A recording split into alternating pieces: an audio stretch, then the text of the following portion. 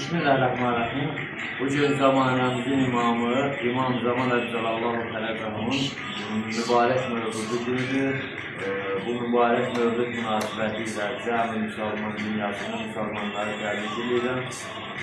Hamımız tebrik edib, bir daha bayramımız mübarek olsun. Allah bizleri Allah'ın sabitleri meselelerinden yaratmasın. Amin. Mübarek. Peygamber âli Peygamber'e salavat. Allahümme salli ala Muhammedin ve âli Muhammed ve ecel. Bismillah.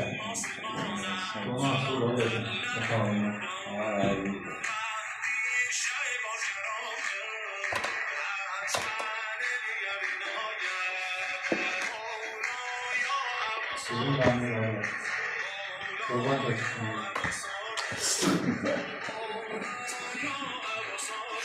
Yani bu dizim içim kanattı.